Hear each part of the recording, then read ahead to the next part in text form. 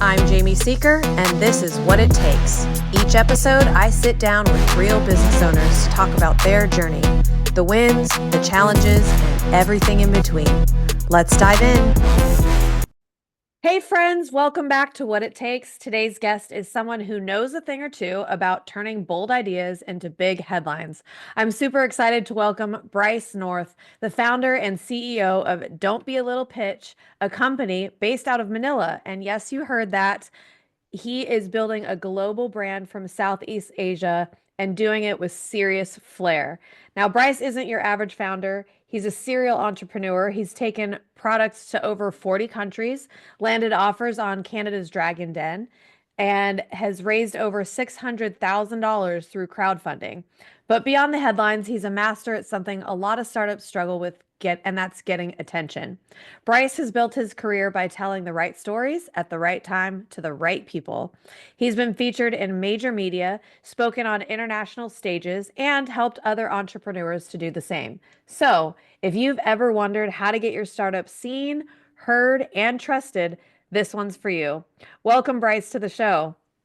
It's awesome being here. And just small correction, my team is full remote. I'm actually based out of US and Canada, so not in Manila. I've actually never been, but I have team members over there. So just Yes, yeah, I keep think that in well mind. we threw that in there too. Just seeing that because our team is also Filipino and I am too. So I know that they saw that and Okay, we're just like, Jamie needs to know this so that she can talk about that. And I always like have just a heart for people who are working in the Philippines or just having that connection. And so I think that's great. definitely, but thank you for the clarification. So let's Yeah, start at the absolutely. beginning. What sparked the idea for Don't Be a Little Pitch? Yeah, I mean, I guess I would say my life's always been around in creating and innovating, and I've been a serial entrepreneur myself. When I say that, like I've actually gone out, built products, those that sold in Walmart and Best Buy, scaled around the world, and I created actual IoT and hardware and different software applications. I've never done a dollar in paid ads, never done any social media, and I'm from a small city in Canada, no one's really heard about, and I made a name for myself all over the US just by telling good stories. And so that's how this kind of came into it is that I got really good at growing and making people fall in love with our story and just trust us in the matter they wanted to work with us. That I had a lot of other people saying, well, how did you do this? Can you help me out with this? And I never chose PR, it chose me. And I truly believe that those that can actually help you out there are those that have actually been in the grind, that had those rock bottom inspirational moments. And I'm not a marketer these days that doesn't know how to market it themselves. I feel like a lot of people who have agencies are just doing that. But for myself, I come from experience, and everyone on my team is someone who's built, created, failed, and just growth hacked their way to success. I love that because I find that that's really true. Like we're not getting to this point by winning at everything, right? A lot of the most valuable lessons come from some of the like hardest times. And so you've clearly nailed that art of standing out. What role do you feel like how do you feel like what contributed to that early success? You talked about telling the stories, but people have to hear those stories. How did maybe even crowdfunding play into that? Yeah, I mean, the biggest thing I find is that in order to actually be successful, I have two laws when it comes down to this. One is that people are attracted to other people's rough edges. It's that vulnerability, that trust. We talk about it, we glorify failure sometimes, but everyone still doesn't want to go out and say why they really suck and how they failed. I mean, look, take a look at yourself and your superheroes out you. You've got nothing in common with them. You've always been putting them on a pedestal. And you shouldn't be doing that with your clients, the people you want to work with. You got to humanize yourself in order for them to see, hey, he or she went through that. Like I can relate. So that vulnerability comes through and says, okay, this is what I've done, and this is what I became, and this is how I pushed through, and this is what I've learned. And then when people actually trust you, they become more than just fans, evangelists that kind of scream your story alongside of you. And then once we accomplish rule number one here, we always move into rule number two. People buy better versions of themselves, whether that is, better outtakes or more freedom and financially or time or just whatever that is. They follow their leaders for a reason. And so when you take a look at this, the biggest thing for success for myself and the people we help We go out there and we build actual storylines, real vulnerable moments that actually make people look like gurus, really speaks to their stories, but also at the same time separates them from their product because they are not their products. They are their own entity, the gurus and leaders in the space that dictate where this market is going and be authentic and true. And when people believe in that, then they're going to buy the solutions, the products, and whatever other thing they're really working on. That's really great. And I like those two rules to live by. How did you kind of learn that those were two things that you wanted to really highlight and stick to? No one really cared about my successes when I was like, I did a lot of public speaking. I got invited like literally around the world to talk about my rock bottom moments. No one really cared. You made $1 million in Kickstarter in 30 days. That's interesting. A lot of people made a lot of money. Or you grew your company to 20 countries in like 6 months, 7 months. Okay, cool. But can you tell me the time when you got dumped and your bike got stolen and your friend broke up with you and you lost all your money in 8 hours? Like I'm interested on that. And so I go and tell these stories, and everyone's like, "Oh, damn! Like this is real." And so I got more business out of that more than anything else. It's just because people are like, "Okay, I can trust you." And when it comes down to like doing business with people, the one thing I learned from this is that people or clients or customers that you're working with just want you to care about their business as much as they do. And so, how can you show that? You show it through trust. If you can open yourself up and be comfortable with the fact that this kind of my rough edges, people are going to be a little more open to sharing their vulnerabilities in their business. So you're not taking advantage of them, and together you kind of work together to solve that. Yeah, I think we have similar approaches in that. And that's why this podcast is called What It Takes, because I think not a lot of people are talking about what it actually takes. I mean, we see people getting to the places that they are today and you see their success and whatnot, but a lot of them tend to highlight that side of things, like the pretty, wrapped up bow. But you and I both, though, even just getting here, this is our second go at at trying to record this podcast, and I have Hmm. very similar. I was just like, hey, look, we screwed up. This is what happened, and I just feel like that's missing in everyday life, and it's crazy because like what for me I wanted to get from you is how did you stand out? How did you build credibility? How did this and this and everything you're saying to me is like. Absolutely, that's how you did it. You were just honest and like, here's what my real story is. Here's what we actually did. And you're right. I do think that people appreciate that. I know that that's how I kind of operate too.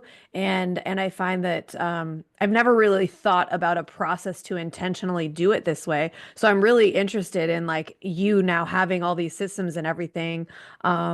In place in that. And I think a lot of founders think that PR is just about luck or connections, but it's very clear that you have specific things that you're looking to intentionally build. What are some practical steps that you recommend for a startup to start building that visibility? Number one, question every single agency you talk to, because I think agencies are inherently crappy and take your money. They're all a big black box and you don't know what they're doing with your money. And I think a lot of people just, have false promises. So like the biggest thing for yourself, at least kind of we do, is understand the post action. And that comes with like my background's venture capital as well. When you raise money, investors want to know not necessarily what you're doing with that money, but or where you're going to spend that money, but like what happens after you spend that money and where are you going from that? Same thing with PR and stories. It's just you want to get people's attention. Here's the secret. The media doesn't care about what's interesting. They care what drives clicks. Okay. And so if you are not known, if you're not seen, if you are featured in Forbes or TechCrunch or whatever it is, and no one's heard of you, they're not going to click on you. And then these outlets are not going to ask you to come back. You're not going to be a source for them. So I think a lot of people always want the biggest and the best. I mean, it's the instant gratification we know. Don't got to beat that down. But if you want to do things right, you got to understand how to create multiple storylines around your brand, the actual brand itself, and then your customers. And we'll get to that in a second. But when you create these storylines, you're creating this foundation of trust. I don't do lead gen, I do trust gen. I do the moments when people Google you and find you. There's no other option but to act and do business with you than considering other alternatives. And I think that's the biggest issue people like stray away from these days is that they just want to aim for business right away and get the leads and get the traffic. You can convert so much better if you do the one thing a lot of people are missing out is set that foundation of what's important. And here's that kicker I said about before. Like people don't care about what your product is half the time. They care that you care about their business. And so how do we champion our clients, myself? I talk about cultural highlights and customer journeys. If you want to be a hero in your industry, you don't promote yourself, you don't promote your products, you promote the people that actually are using your systems or solutions or tools or products and their transformations and their journeys. You make them a champion, a hero in the media, tell their stories. As a byproduct, they bring you up with them. You're no longer this egotistical, why I'm great. It's more so, this is how this person, their issues, their problems that people can relate with, how they grew. This is the moment where we build a lot of connection. This is where we relate with a lot of customers and a lot of founders. And then when that happens, people care about your culture a little bit more. Can they trust you through that? So we're going through and setting that foundation more and more about, okay, what's the real outlook of how you live and breathe? But more importantly, aside from fake testimonials and fake videos on people's websites, let's talk about the real stuff. The media, who actually is a good source when it's done right, about how to actually tell your story and the people you're working with. Oh, that's so great. And let's talk a little bit about brand voice then, because I think that's really like, don't be a little pitch. It's bold, it's edgy. How has that helped you guys, or maybe even challenged you guys with your PR strategy? I was a little scared to put this out there just because like my small city, I'm gonna name I'm Winnipeg in Canada. I got asked to not mention my name for speaking opportunities. I got stopped being asked for speaking, and I'm no longer affiliated with a lot of people there because they hated the name so much. They found it way offensive. So I'm Mm. like, do I even launch this to the world? I'm like, screw it. I'm gonna go do it. I've get so much business from this name, and it's incredible the amount of people that reach me. Like billion-dollar companies and brands reaching out to chat with me, to like smaller ones as well. Anyone that's willing to put like do they say risk your reputation? I'm not doing that. But anyone that's willing to put that out there, has enough balls or courage to actually go and do that is someone I want in my court. And so I feel like you have to polarize people. You play in the middle, you're not different. You're just a commodity, but you're polarizing people on one end. This means you're going to have haters and people who actually despise you. We get a lot of hate email. We really do. But I also get a lot of love. And that love is like so clear and to the point of they're ready to move and work. And, we can have a lot of fun with it and stick out and be different and tell stories that are interesting because our biggest secret is humor. I mean, making people laugh throughout the crap. You tell me cold email doesn't work anymore. My main business is driven on cold email, and every response I get is, "This is hilarious." I never respond. We need to meet. That's really cool. And I love that because I do think when you have kind of both sides of the fence, like one leg in each side, you're really kind of, it's that lukewarm. Like you don't ever want to be lukewarm. And I think I resonate much more with my in my own personal experience with people who just know what they think, and whether I agree with them or not, I don't have to agree with you to respect you. And you might be on the other side of the opinion, but there's that mutual like, hey, like at least you're making a stand, or you're standing on what it is that you believe. I don't believe those things, but I trust you that you're able to, kind of communicate that. So that's a really Hmm. good takeaway. I'm having a lot of like aha moments with everything that you're saying. It's really resonating with me, and just how we kind of operate as my own company internally, and our culture and the things that we do, and just that philosophy of just being transparent and open and honest, and really standing on what we truly believe, and like all that kind of stuff, and living that out. I think that's a lot, and I don't realize how intentional we actually are. But for you to be talking about it in a way that's really like strategy for a PR firm is like, huh, I think, there really is something to this. So looking back, what's something that you wish you knew about PR media when you started out? Because I'm certainly learning a lot from this conversation that we've maybe been doing all along, just not really knowing the intentionality or strategy behind it, that we could if now that I have this information, I'm like, okay, now we need to start doing this. Like, really, this needs to be part of our everyday thing. What are some of those things that you wish you knew? You don't need relationships in PR in order to actually get coverage. And like I feel like a lot of people are like, oh, we want to work with this agency because you have a lot of relationships. You've been doing this for years. I outperform so many agencies and I don't really have as many relationships as them. Because here's the thing, like I actually have friends who work in TechCrunch and Forbes, but just because they're my friends, they're not going to cover everyone I bring to them. Like their reputation's on the line. So the one thing I really learned is that if you actually understand how to properly pitch and tell an interesting story and you're diligent in following up, and building relationship with people, that's the biggest thing. It's hard. It takes time. That's why people hire us. I aim for no's. Like I aim for quick failures right away on everything that I do in terms like with our clients or ourselves. Because I don't want to, yes, I'm going to feature you because that's a one-off sometimes. I want to, no, this is not a good fit because I go back and say, well, what are you writing about? And I will not get an answer from that. And I come back and say, this is what you wrote that's interesting. This is probably a content gap or something you should write about in the future based upon what's trending. But I don't know if this is a good idea or not. What are you writing about? And so we have these conversations like, I'm not doing AI anymore. I'm doing marketing spend. I'm like, oh, great. Like my client's got this story.